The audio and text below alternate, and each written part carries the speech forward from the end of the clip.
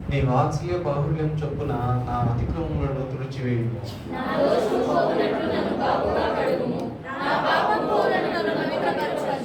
నా అతిక్రమములు నాకు తెలిసే ఉన్నవి, నా పాపం ఎల్లప్పుడూ నా ఎదుటనున్నది.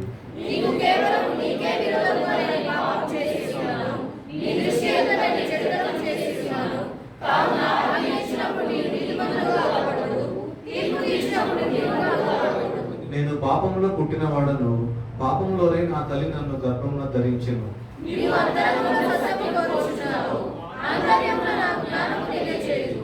నేను పవిత్రుడగునట్లు హిస్సోపుతో నా పాపమును పరిహరింపుము. హిమము కంటేను నేను తెల్లగా నుండినట్లు నీవు నన్ను కడుగుము.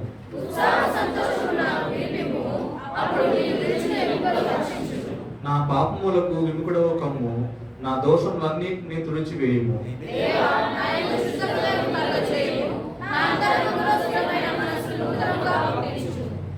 నీ సన్నిధిలో నుండి నన్ను త్రోసివేయకము, నీ పరిశుద్ధాత్మను నా యందు తీసివేయకము.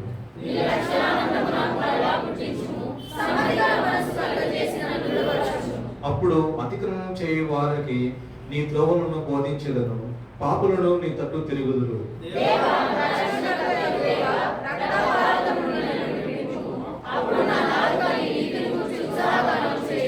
ప్రభువా, నా నోరు నీ స్తుతిని ప్రచురపరచినట్లు నా పెదవులను తిరుగుము.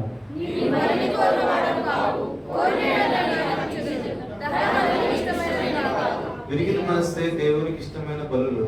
దేవా, విరిగి నలిగిన మనస్సును నీవు అలక్ష్యం చేయవు.